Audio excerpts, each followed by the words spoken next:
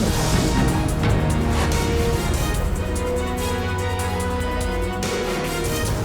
and welcome to Cover Story. Today we are in conversation with Montek Singh Ahluwalia. He's come out with the book Backstage, which actually records his memoirs when he's been Finance Secretary, Commerce Secretary, he's been Deputy Chairman Planning Commission, and backstage is the right word because he really had a ringside view of some of the very key important events in our history, 91 liberalization, the UPA years, and he was there in the beginning also because he's been there since the 80s, if I'm not wrong. You've been a part of the government. 1979 actually. 79. Yeah. So Mrs. Gandhi onwards. Yes. In fact, Charan Singh very briefly, and then Mrs. Gandhi's second term. Okay. For all the prime ministers, what I really like about the book, of course, is apart from the economics of it, I'm a lay person. I'm not an economics graduate, though I was from your college. But what I liked is the anecdotes, and so if you can just dumb down a whole lot of things, because me and my audience, we're not hardcore economic viewers. So if you can, in your answers, keep that in mind. But to begin with, let's just first talk about the elephant in the room. A lot of comments have begun with the UPA years. Your comments on Rahul Gandhi has created quite a stir. Saying that, the fact that you felt, in fact, the chapter heading is a fault line. You say one of the fault lines is that he should have been part of the cabinet. You've also talked about the time when he tore up the ordinance and Manmohan Singh wanted to resign, but you advised Manmohan Singh not to resign. Well, let me clarify. This has been the most misrepresented part of the story. It's not that Dr. Singh, I have no knowledge whether Dr. Singh was contemplating resignation and then spoke to me. What I have said in the book is that many people were upset at the ordinance and thought that this was an occasion for Dr. Singh to resign. As it happened, my brother, who is a retired IAS officer at that time, had written an article in which he too had said that this is the time for Dr. Singh to resign and bring in Mr. Gandhi, we're all waiting for him, etc., etc. I was with the Prime Minister in New York, and I didn't want him to hear this from anyone else since it was my brother's article. Correct. So I took it to him and I said, I'd just like you to know that my brother has written this article. My brother sent it to me, saying, I hope it doesn't embarrass you. And so I wanted the Prime Minister to hear that. So he read the article in which my brother said that he thought he should resign. And then he casually turned to me and said, do you think I should resign? It's not that he was thinking about it and consulted me. I mean, I would not be consulted on this occasion. So it was a spontaneous reaction. And of course, my view was that, while the incident was reprehensible, and I've said in the book that what Mr. Gandhi said was not appropriate. And Mr. Gandhi himself later on said, the choice of words were wrong, and so on. I didn't think that this was an occasion on which the Prime Minister should resign. I've explained why, and I told him so. And the fact that he was not part of the cabinet, Rahul, the Prime Minister has invited him many times. You've had a conversation with Manmohan Singh also about it, which you mentioned in the book. That he... Yes, in my mind, I was absolutely clear always that it would have been a good thing for Rahul Gandhi to be in the cabinet. I believe Dr. Manmohan Singh, and in fact he said publicly also, that he tried to persuade him to come in. Mr. Gandhi did not agree because he wanted to work to build up the party. So I have no knowledge of what happened on the political side. But I have no doubt that given that he was a very important political personality and widely seen by congresspersons as the successor, the political leader succeeding Mrs. Gandhi, being in the cabinet would have given greater cohesiveness to the cabinet. I mean, his views were politically obviously very important, and I think he should have had an opportunity to make those known within the cabinet. It's quite possible that on many issues, ministers would have deferred to him. It's possible, hearing the full range of issues, he might himself have moderated his positions. But being in the cabinet would have helped create at least a more cohesive Congress face or Congress stand within the cabinet. Makes sense, but the other argument was that it may have created two power centers. You know how Congress are. Power centers, whatever Rahul says is the view. Well, power centers are a reality, and I mean, if you're in the cabinet and a proposal is coming forward, somebody makes a point. It may be that people may instinctively want to follow a particular person.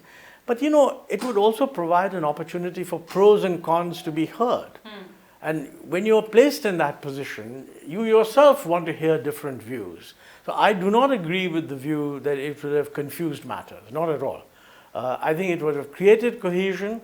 Whatever the end result, in which, of course, his views would matter, the party would have then cohesively been behind that, rather than have a situation where a very important political person is actually outside the cabinet. This party versus government narrative. Well, that's what creates this. This is what I've called the fault line. I mean, this was always a problem with the UPA, and people talked about it. I mean, how is it going to work out with Mrs. Gandhi as head of the political structure and the Prime Minister as head of the government? I mean, it was an unusual circumstance, no question about it. That reflected the political reality of the time.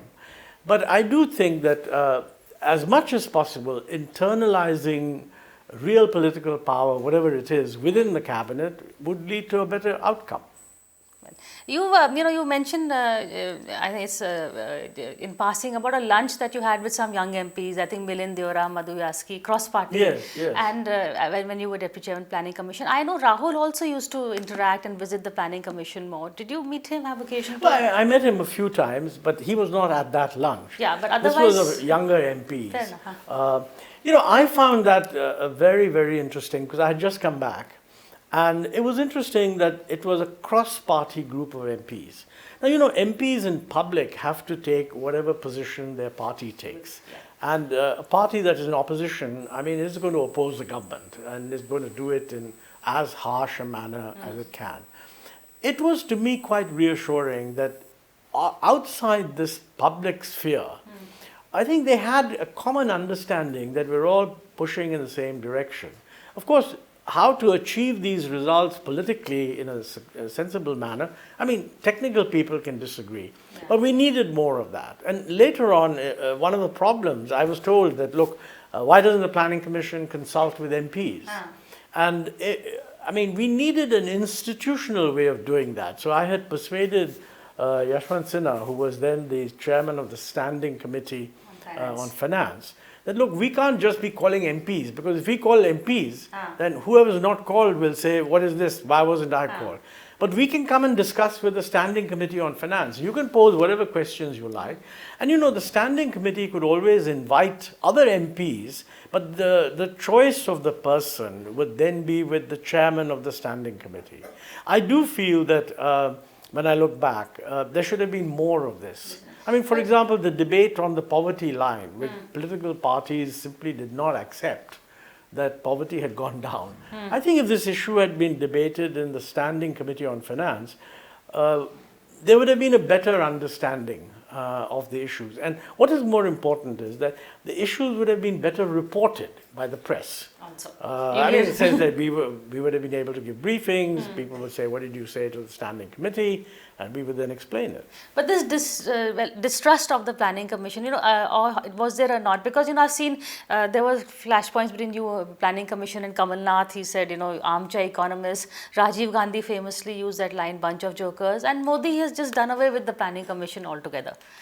Well, you know, let me put it this way, I wouldn't call this distrust. I mean, I think the great advantage of the Planning Commission was that it was not simply mouthing the government's opinion. It was, if you like, an independent view on policy by a group of people chosen by the Prime Minister. So we were not just somebody outside. And ministries invariably react very negatively whenever they're criticized. Okay, and I mean, I feel that is an unfortunate thing, because part of the problem is that we have lots of well-intentioned programs, but we don't have a good enough way of evaluating, are these programs succeeding? You know, the first person to draw attention to this was Rajiv Gandhi, because based on his rural tours, and he was very concerned that, you know, inclusiveness, we didn't use the word in those days, but that, you know, development should actually get down to the bottom. And after touring extensively, he's the one who said that out of every rupee we spend on programs that are meant to benefit the poor, only 15 paise gets to the poor. Now, this reflected the fact that the evaluation of programs was done by the ministries that actually run the programs. So there's a sort of internal bias to say we're doing a wonderful job. It's only if you have something outside which actually looks at the program and says, well, look, well-intentioned, but it's kind of getting only halfway there. And I give many examples of how this came out. I mean, take education. It is when Pratham, which is an NGO, started the annual status of education reports, that the facts came out that half the kids in grade 5 cannot do sums that are meant to be done in grade 2.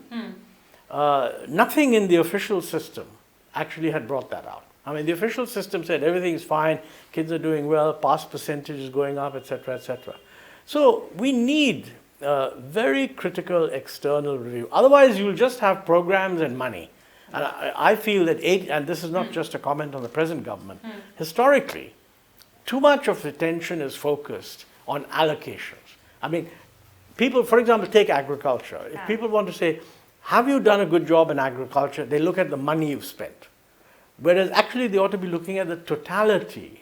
How much money? Are the programs well designed? Are the policies sensible? I mean, if the policies are not sensible and you're just spending money on programs, it's not going to have any effect at all. So without a planning commission, is that what is happening? Money is being spent without policies. Well, I haven't studied what the role Niti Aayog you're is playing it so safe, are you? can't comment. But the issues are very relevant. I mean, of course, from what I know, the Niti Aayog is not involved in deciding which programs to fund. Maybe they get consulted, but that's not their primary function. The whole financing stuff has moved to the finance ministry, maybe in consultation. I think it's across the road. PMO, yeah. But look, the PMO has always been important, even for the Planning Commission. Really, the only strength the Planning Commission ever had was because the Prime Minister was chairman. But the point is, we were taking to the Prime Minister a lot of hard stuff based on a lot of work on what programs are working and what programs are not working. And that's important because resources are scarce. Correct. So you know, I mentioned, for example, in the Vajpayee years, somebody persuaded Mr. Vajpayee to announce that we're going to have a great north-south cross roads going from Kashmir to Kanyakumari and from Porbandar to Imphal or somewhere. And you know, it was the Planning Commission that pointed out that, by the way, you know, 80% or whatever it is of our traffic goes on the Golden Quadrilateral, which needs to be strengthened because that's where the traffic is. Building roads from nowhere to nowhere doesn't make sense. It was because we were concerned about that. I spoke to N.K. Singh, who was then in the Planning Commission, in the Prime Minister's office.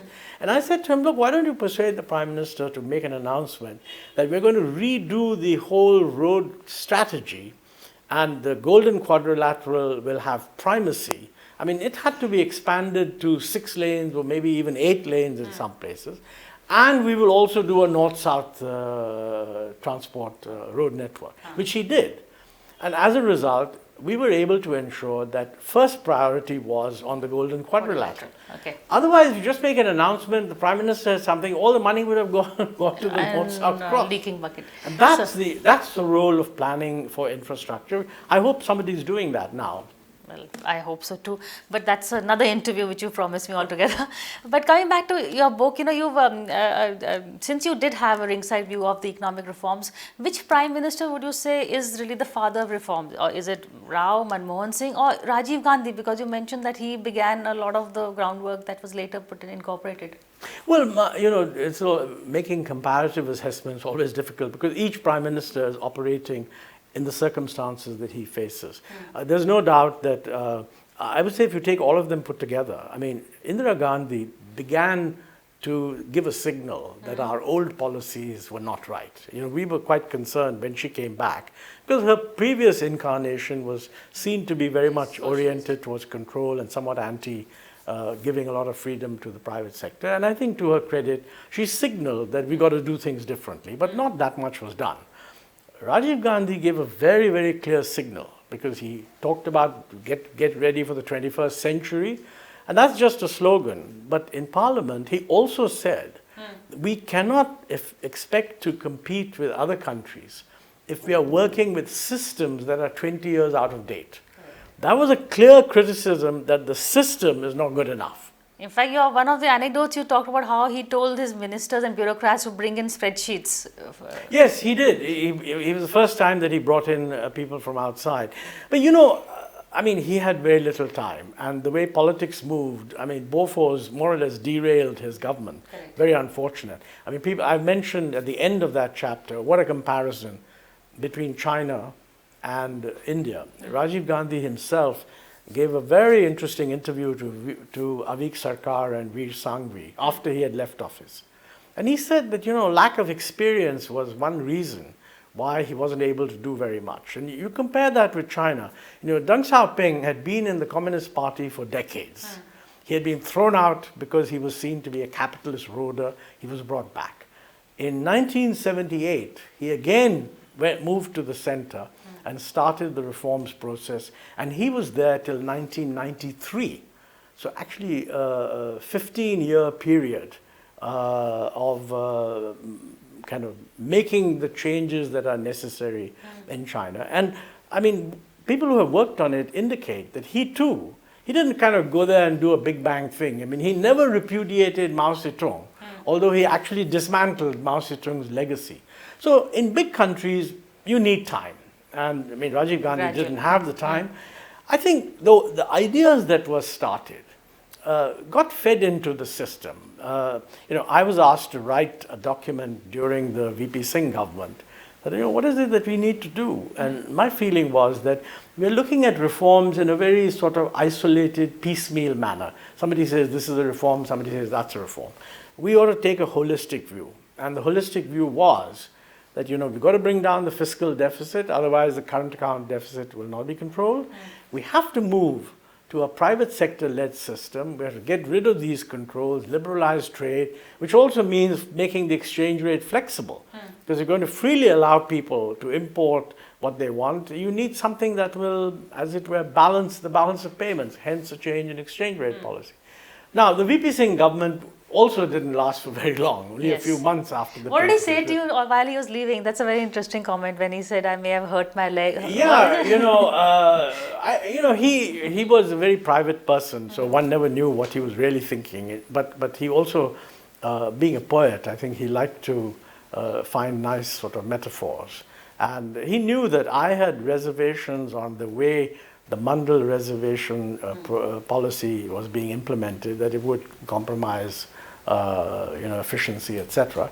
And he said to me, because he was effectively defeated on Mandal, he said to me, Montek, you may think that I've broken my leg, but you have to admit I scored a goal. And I thought that was a nice way of putting it. We had reached the VP Singh era, I think, before the break. After that, what happened? Well, to take our India's immediately economic story forward. after, you had a very brief interlude, which is the Chandrasekhar government, which was a tiny, with a tiny bunch of seats supported by the Congress party from outside. I mean, nobody really expected that government to last very long, and it didn't. At the same time, you had a major crisis, and you cannot run a crisis with a real minority government, because the minority government won't be able to take tough decisions.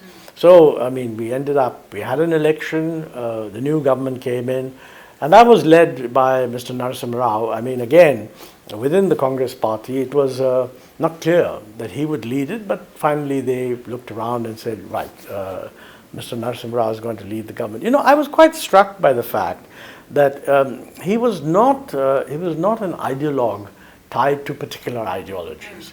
I mean, he knew that we were in deep trouble and we needed to do things differently. I mean, that's why he chose Dr. Manmohan Singh, and we're lucky that he chose Dr. Manmohan Singh, because actually Dr. Singh had a pretty good sense that we need broad-ranging reforms. In fact, in an address given to the Bangalore IIM in April of that year, of 91, before he knew that he was being made finance minister, he had said that, we need to do a lot of reforms. And in that, he had picked up many of the ideas that were in the paper that I prepared the M document the previous year, which is called the M document. So when he became finance minister, I was delighted, because I thought, right, now many of these things will get done. I mean, it has to be said to Mr. Rao's credit that, he knew that big changes were being made. He backed Manmohan Singh fully. But I feel he didn't actually lead that reform process from the front. He was a somewhat cautious kind of person. So he knew the reforms were happening, they were necessary. He had complete faith in Manmohan Singh's ability to work it out properly. But he kept a safety net. He kept a safety. And I think Manmohan Singh told me, and I mentioned it in the book, that look, you go ahead and make the case for reforms. If they succeed, I'll take my share of the credit, and if they fail, you'll be blamed. And that's quite a reasonable politician. Political. But I think that there's a distinction between, I would say, in our reforms, three kinds of distinctions are important. One is gradualism. I think we were all in favor of gradualism. We were not in favor of big bang change, everything to be turned around in a couple of days. But what gradualism really means is that you explain to people that we have to do things differently. We're going to go from here to there, but in order to minimize the shock, we're going to do it in 3 years or 4 years or 5 years, a phased manner of progress.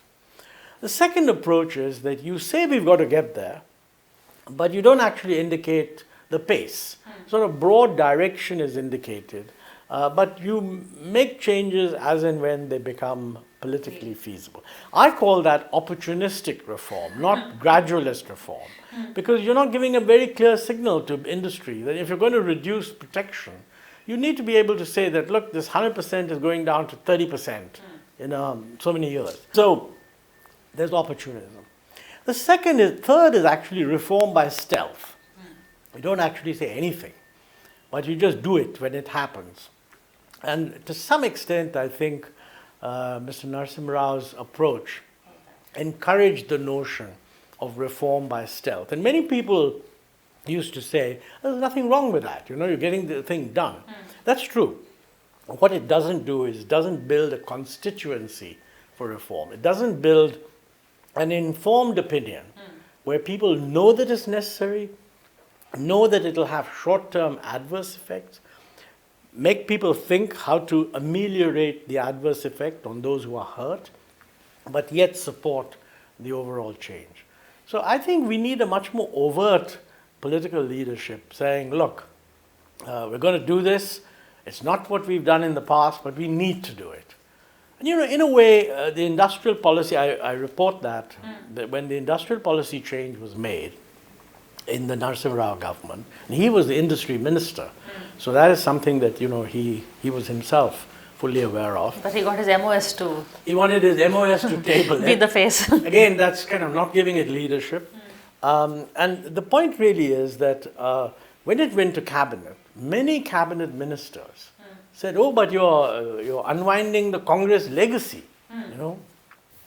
So then there were a whole series of other meetings, and I think I wasn't involved in the redrafting of that because I had not joined government. I was in the Commerce Ministry, not in industry.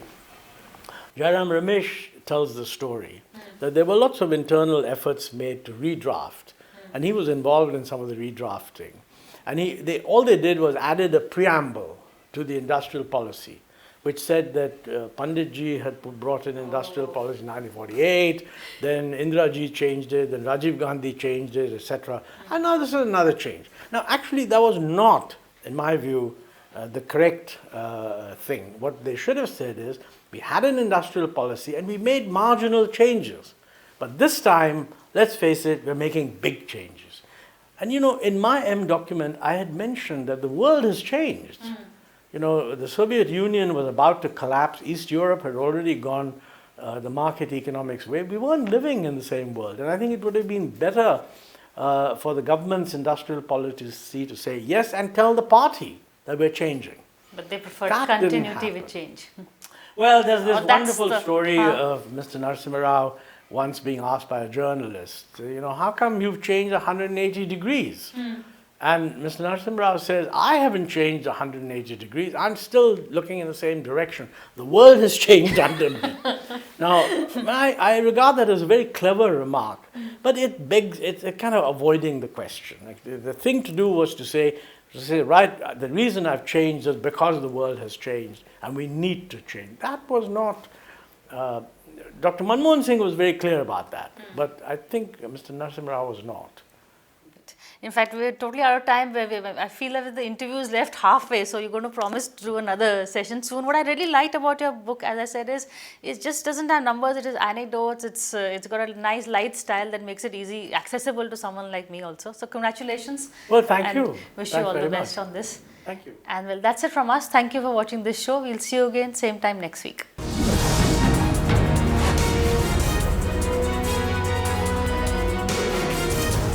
For more such videos, subscribe to the NewsX YouTube channel, hit the bell icon.